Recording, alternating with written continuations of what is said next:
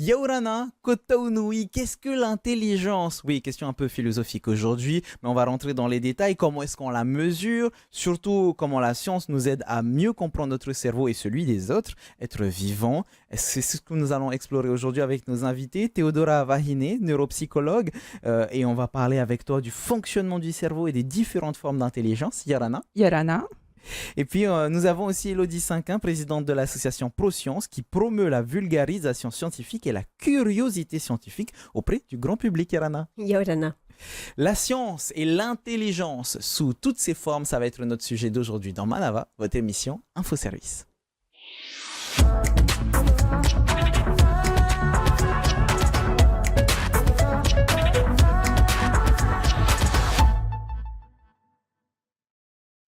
100 milliards, c'est le nombre de neurones que chaque personne a dans son cerveau et chaque neurone peut être connecté à des milliers d'autres. Alors, je vous en parle rapidement, mais je ne suis pas scientifique. Donc, on va demander plus de détails un peu plus tard. Prochainement, vous allez pouvoir comprendre et apprécier ce que c'est l'intelligence avec la fête de la science du 3 au 17 octobre prochain.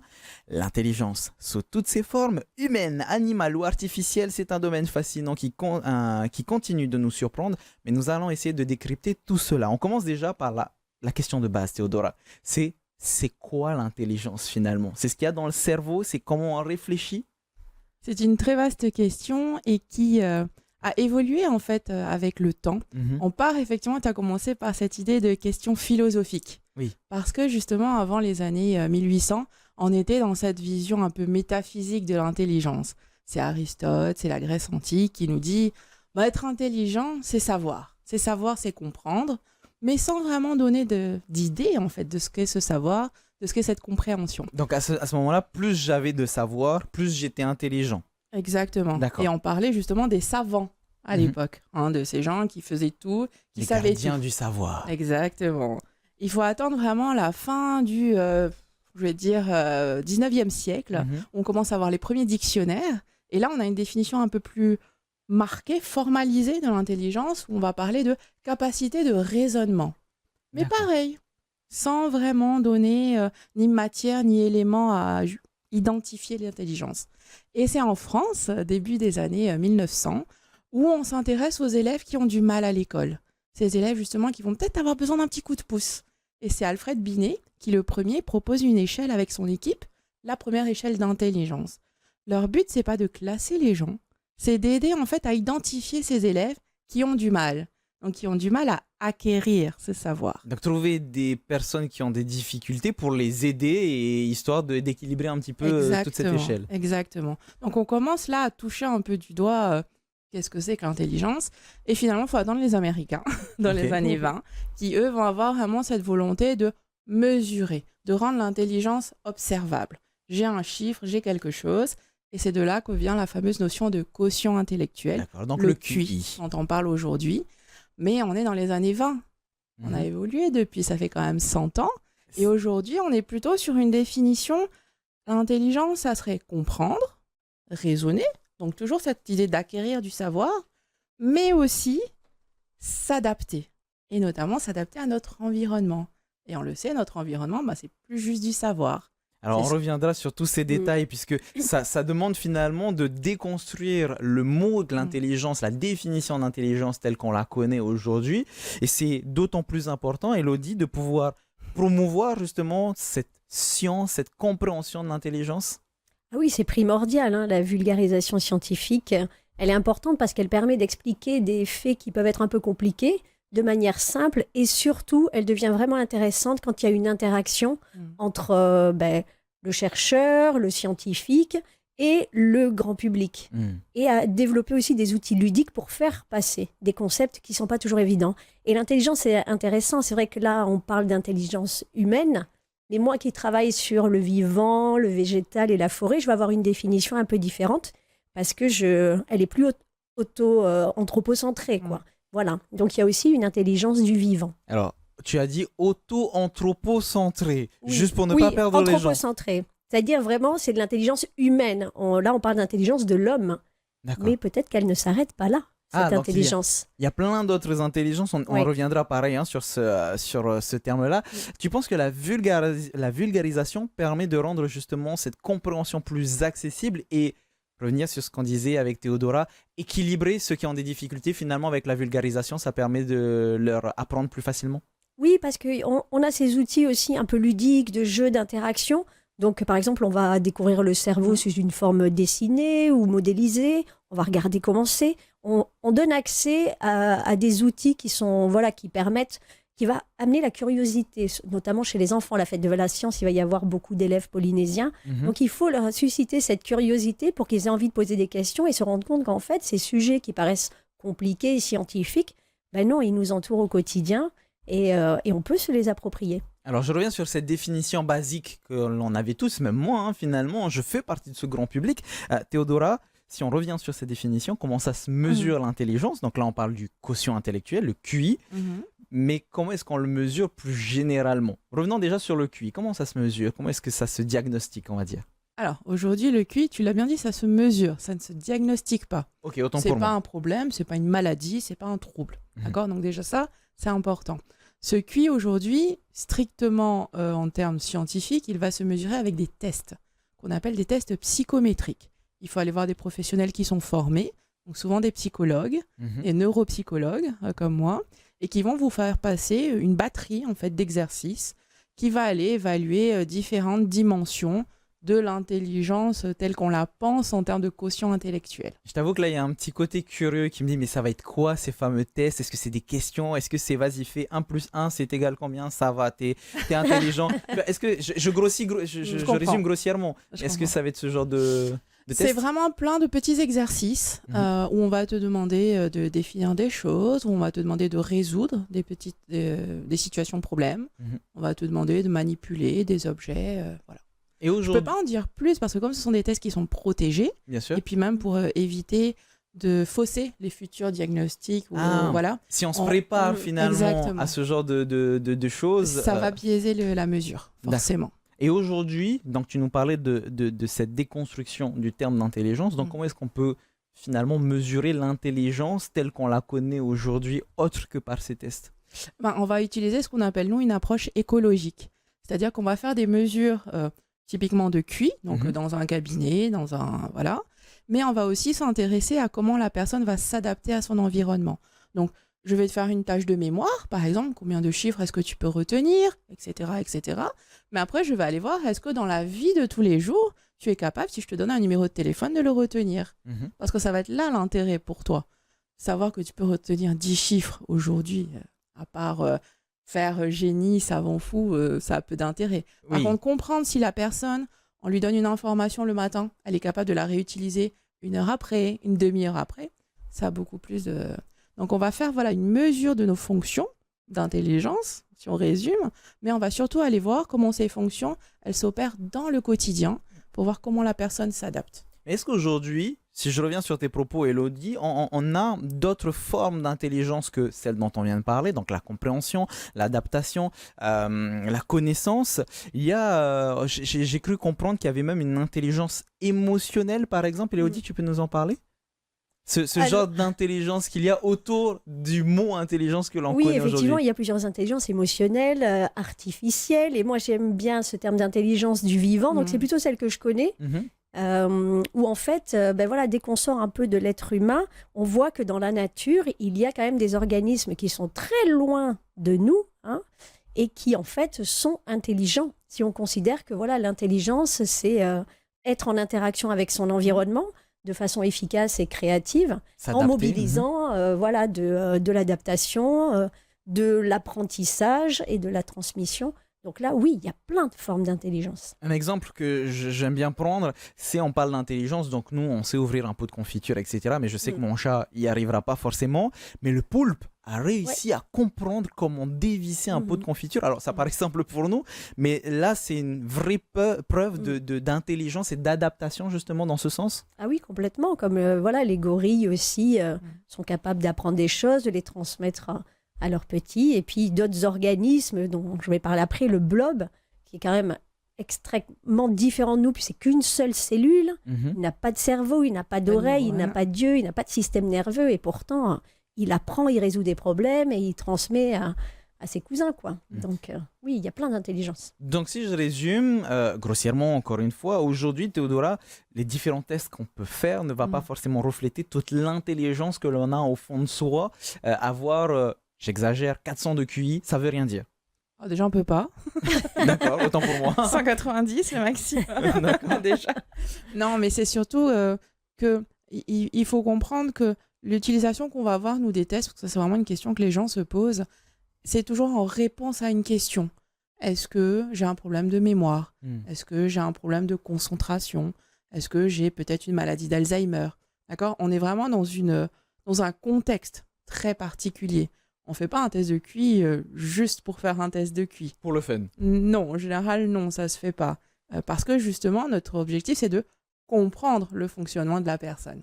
Il y a une utilité au-delà de ça, hein, mis à part pour le fun, il y a une utilité au-delà de ce contexte pour pouvoir prouver des capacités, par exemple, ou autre. Alors ça va se poser, mais c'est pareil, c'est un contexte particulier. On a beaucoup parlé dans les années précédentes de surdoués, de hauts potentiels intellectuels, qui ne sont pas des maladies, mais qui sont des profils de fonctionnement qui peuvent engendrer malheureusement certains décalages avec la société, une émotion peut-être plus intense, voilà, des choses de cet ordre-là.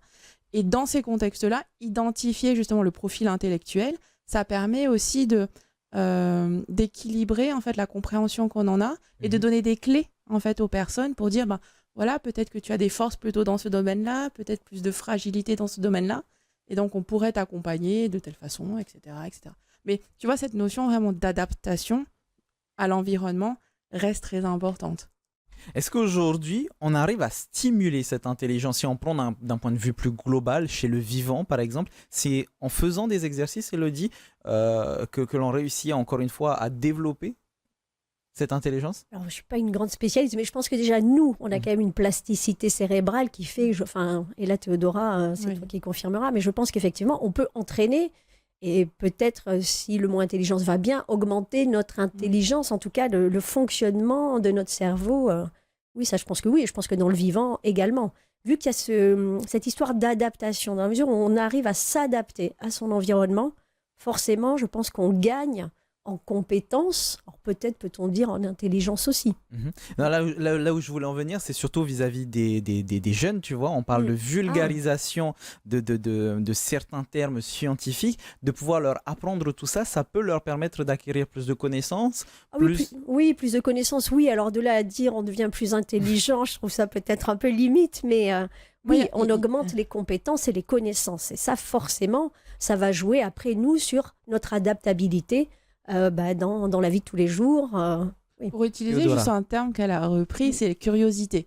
Et je pense qu'on est vraiment sur, quand on parle de vulgarisation scientifique, surtout chez les enfants, c'est vraiment d'éveiller leur curiosité. Donc tu vois, tu parles de maximiser les connaissances, d'en acquérir de plus en plus. Oui, mais s'ils ne sont pas curieux, ça servira à rien, encore une fois. Être un gardien du savoir et juste accumuler du savoir sans forcément le vouloir ou juste dans le cadre d'une profession par exemple, ça ne sert pas forcément à grand chose. Il faut le vouloir, aller chercher l'information. Plus tu vas vouloir, plus tu vas travailler justement et augmenter ses compétences. Ça, oui. Est-ce qu'il y a des habitudes de vie aussi qui permettent de faciliter cette compréhension, cette adaptation, cette intelligence? Je ne sais pas, par exemple, du sommeil, de l'alimentation, du sport. Est-ce que ça impacte réellement nos capacités intellectuelles? Alors, ça impacte surtout le corps, déjà. Bien dormir, donc au moins les 8 heures de sommeil par jour chez les enfants, bien manger, avoir un temps d'activité physique de façon régulière. Déjà, ça va équilibrer le corps. Et notre intelligence, je pense qu'on l'a dit depuis le début, est dans notre corps. Donc déjà, si la machine va bien, l'intelligence ira bien aussi. Donc c'est vraiment le premier lien qu'il faut vraiment comprendre. Et la deuxième chose, c'est il n'y a pas si tu manges plus de bananes, tu seras plus intelligent. C'est pas si simple, parce que justement, c'est encore une fois un ensemble de capacités, un ensemble de fonctions qui doivent être en harmonie et être utiles pour s'adapter, etc., etc. Donc oui, il faut avoir une bonne hygiène de vie, ça c'est très important, mais au-delà de l'intelligence, c'est déjà pour notre corps. Je reviens encore une fois sur les exemples que l'on donne depuis tout à l'heure. Tout à l'heure, on parlait, Elodie, du poulpe qui réussit à ouvrir une boîte un pot de confiture. Mais finalement, plus on parle, plus il me vient des exemples entre des orques qui réussissent à trouver des méthodes de chasse intelligentes pour faire tomber un phoque, par exemple, ce genre de choses. Finalement, l'intelligence, tel qu'on le voit, qu'on le comprend, en tout cas, tel qu'on a l'idée que ça existe, encore une fois, ce n'est pas propre à l'homme. Et non, ça je pense pendant trop longtemps, hein, l'homme, c'est un peu l'espèce supérieure à toutes. Non, il faut relativiser un peu et se replacer sur notre terre et dans notre nature. Et on est entouré de plein d'organismes vivants, qu'ils soient animaux ou végétaux. Il y a une intelligence aussi chez les végétaux. Donc je pense qu'il faut, oui, c'est intéressant, et cette fête de la science sur cette thématique, c'est de montrer que l'intelligence, elle ne concerne pas que l'homme, on la retrouve dans tout le monde vivant. Et il y a une chose sur le programme de la fête de la science qui m'a attiré, c'est que, bon, autant, encore une fois, chez les animaux, chez les plantes, on a déjà pu voir des reportages ou des émissions, mais j'ai vu le mot blob. Et justement, tu nous as imprimé des photos. Oui. C'est quoi le blob? Est-ce que tu peux nous expliquer? Alors, le blob, c'est un organisme vraiment très étonnant. On le voit ici, ce n'est ni un animal, ni un champignon, ni un végétal. En fait, Qu'est-ce que c'est, docteur? Donc oui, dans le monde du vivant, on parle souvent de 3 règnes, hein, le règne animal, végétal, minéral, mais on a aussi le règne des protistes. Hein. Donc c'est des micro-organismes qui ont des cellules avec des noyaux, mais qui ne sont pas très très connus. Et parmi eux, il y a les myxomycètes. Et le blob est un myxomycète. Donc c'est vraiment un organisme étonnant. Ce que vous voyez ici, c'est une seule cellule. Le blob, c'est qu'une cellule qui est remplie de noyaux. Il a à peu près 700 sexes différents. C'est, voilà. 700 sexes différents? Oui, c'est un organisme très très étonnant. D'accord, oui, effectivement, plus qu'étonnant. Tu as d'autres photos à nous montrer? Oui, et qui ressemble un petit peu quand vous le croisez. Alors il y en a plein hein, sur nos îles, dans les forêts. Il faut aller dans les forêts. Il aime les milieux humides et sombres. Il ressemble à une petite masse, on parle souvent d'omelette, un peu jaune.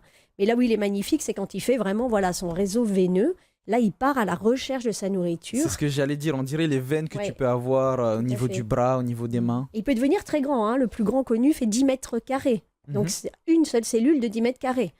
Et en fait, ce qu'il a d'incroyable, ce blob, c'est que quand il part à la recherche de sa nourriture, il est capable de développer des réseaux comme ça, optimum. Et il est capable de transmettre l'information s'il fusionne avec un autre blob. Il est capable aussi d'apprendre à aimer des substances qu'au départ, il n'aime pas. Et il peut résoudre des problèmes, trouver les chemins les plus courts dans des labyrinthes. Donc, il a des capacités vraiment étonnantes. Et sachant que l'intelligence qu'on rattache souvent au cerveau, à un système nerveux, lui n'en a pas. Et pourtant, rentre dans toutes les cases de la définition de l'intelligence. Ça brise un petit peu les idées reçues que l'on a sur l'intelligence. Il faut avoir un cerveau pour pouvoir être intelligent. Et dans ces mêmes idées reçues, tant qu'on parle du cerveau, il y a une très très belle idée reçue qui a été véhiculée, je crois, en grande partie à cause du film Lucie. Une idée qui dit qu'on n'utilise que 10% de ses capacités et que donc on pourrait aller encore plus loin. Est-ce que c'est la vérité, Théodora? Alors, je viens à ta question de la vérité, que cette idée fait partie de ce qu'on appelle les neuromythes. Donc, ces croyances sur notre cerveau qui aurait justement des capacités un peu hors normes. Et ce neuromythe des 10% du cerveau n'est pas récent. Ça fait bien 50 ans que c'est présent dans l'imaginaire et dans la culture. Et si tu veux, on n'a pas vraiment de preuves. Enfin, ça part quand même d'une idée assez scientifique. C'est-à-dire que dans les premières dissections du cerveau, on s'est rendu compte qu'il y avait un type de cellule en particulier et qu'il n'y en avait pas beaucoup. Il y en avait justement à peu près 10% par rapport à la masse totale. Et de cette idée de cellules particulières 10% est venue un peu se transformer cette idée de on n'utiliserait que 10% de notre cerveau. Et l'imaginaire humain faisant, la culture cinématographique, science-fiction, etc. aidant, c'est vrai que c'est une idée qui persiste fortement encore aujourd'hui. Et pour l'illustrer comme il le faut, on parle de l'utilisation d'une maison, si je ne me trompe pas. Oui, alors moi j'aime bien utiliser cette image avec mes étudiants. Imaginez votre cerveau un peu comme le câblage électrique de votre maison. Vous avez différentes pièces, le câblage reste le même, d'accord? Et quand vous êtes dans la cuisine, par exemple, vous êtes en train d'allumer votre four, votre lumière, vous n'éteignez pas à aucun moment on ne débranche la machine à laver ou les ampoules de la salle de bain ou tout reste en fait câblé. Mais par contre, vous allez effectivement utiliser davantage les ressources électriques dans la pièce où vous êtes. Et pour autant, le reste reste. Traduction, en fonction des activités que l'on fait, on va utilise privilégier un endroit plutôt qu'un autre. Dans cette même idée, on parle aussi d'intelligence artificielle pendant, surtout ces derniers temps. Est-ce que c'est la même chose? Est-ce que l'intelligence artificielle, c'est la même chose que l'intelligence humaine? Alors, strictement parlant, non. Après, comme l'intelligence humaine, notre conception de l'intelligence artificielle a évolué. On est parti quand même d'intelligence artificielle qui était très logique. C'était des règles de calcul, tout simplement, comme une calculatrice, en fait. Pour arriver à ce qu'on appelle aujourd'hui, et c'est un peu la star du moment, l'intelligence artificielle générative. Mais son objectif à elle, c'est d'aller chercher l'information dans un maximum de données. Donc, c'est tout ce qu'Internet nous offre aujourd'hui. Et de venir un peu compiler les réponses qui seraient utiles à la question qu'on va lui poser. Mais nous, on va considérer, par exemple, en neurosciences, que l'intelligence artificielle, et c'est très bizarre ce que je veux dire, n'est pas intelligente. Parce que du coup, elle fait de la compilation d'informations. Elle ne raisonne pas. Elle ne crée pas d'informations. Elle ne fait que répondre à une commande. Alors, on part aussi un petit peu sur la philosophie de cette définition d'intelligence, où que le temps passe vite, on est déjà sur la fin de notre émission. On va terminer très rapidement sur justement l'intelligence artificielle, vu qu'on vient d'en parler. Est-ce qu'aujourd'hui, de ton point de vue, Elodie, vu qu'on parle de vulgarisation scientifique, de pouvoir faire en sorte que tout le monde puisse avoir accès aux mêmes connaissances, on va dire, est-ce que les gens le public est sensibilisé aux enjeux de cette intelligence artificielle? Ça pourrait même être l'objet d'une future émission. Oui, alors moi je pense que non, et que les jeunes, il faut absolument, mais peut-être que, alors c'est très personnel, mais je pense que c'est des choses qui devraient rentrer dans l'éducation à l'école. Il faudrait avoir des cours un peu pour apprendre à utiliser tous ces outils. Ils peuvent énormément servir, mais ils ne sont pas là pour réfléchir à notre place, effectivement. Donc on dit, ils compilent des données, donc ça peut aider dans des recherches pour construire des idées. Mais attention, il ne faut pas que ça devienne un réflexe où je ne réfléchis plus, j'ouvre mon intelligence artificielle et je la fais réfléchir à ma place.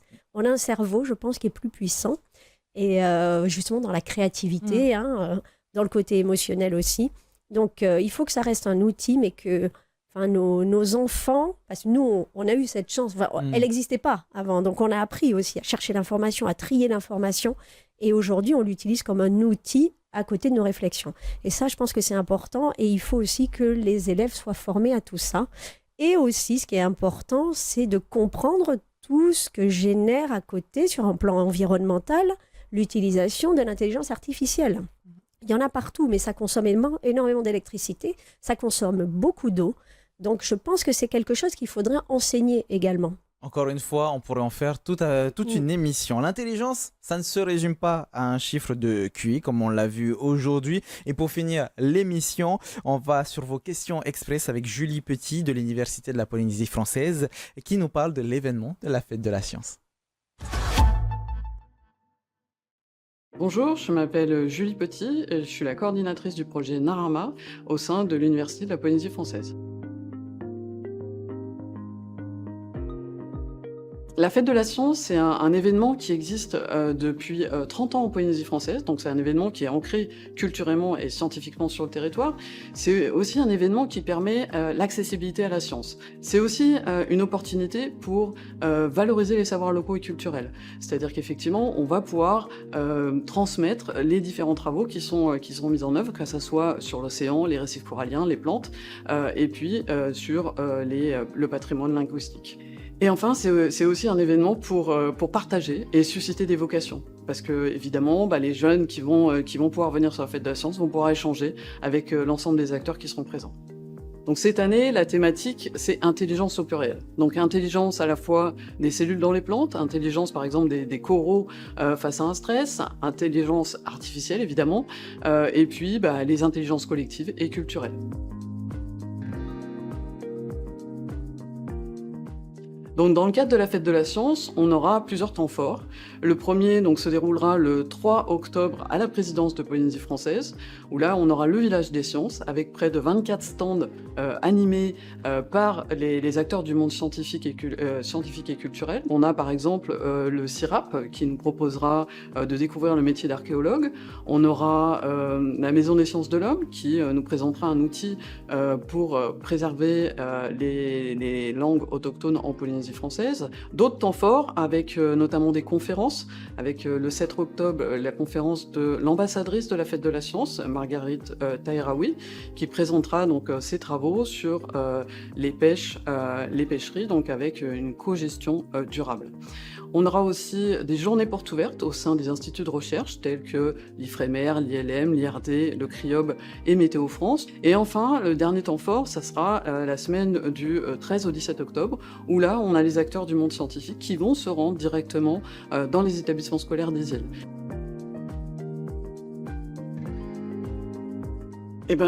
J'ai envie de dire, effectivement, la Fête de la Science en Polynésie française, c'est du 3 au 17 octobre sur le territoire. Et donc, venez nous rencontrer, venez rencontrer l'ensemble des acteurs du monde scientifique, venez poser des questions, venez découvrir plein de thématiques différentes. C'est un événement qui est convivial, qui est ouvert à tous, pour les grands, pour les petits. Donc, venez en famille, venez avec des amis, ou même en curieux. Venez échanger, partager, découvrir, on vous attend. Et pour aujourd'hui, comme d'habitude, on termine avec vos infographies. 3 sites à vous proposer. Le premier, fête-de-la-science.fr bien sûr, pour rester sur la fête de la science. Voici le programme des temps forts qui auront lieu avec par exemple des journées portes ouvertes dans les instituts de recherche, ILM, IFREMER, UPF, CRIOB, Météo France et l'UPF et bien d'autres surprises. Tiens, tant qu'à faire, vu qu'on est avec l'UPF, l'UPF.pf, donc l'Université de la Polynésie française, vous trouverez toute leur implication dans cet événement, du programme aux ambassadeurs jusqu'au projet Narama. N'hésitez pas à y faire un tour. Et on termine avec proscience.pf. Vous pourrez suivre cette association créée en 1992 qui a suivi quasiment toutes les fêtes de la science depuis sa création. Merci beaucoup à tous de nous avoir suivis. Merci Théodora d'être venue nous parler de l'intelligence. Merci à toi. On aurait pu en parler pendant encore 4 heures et merci aussi à toi Elodie. Eh bien, merci également.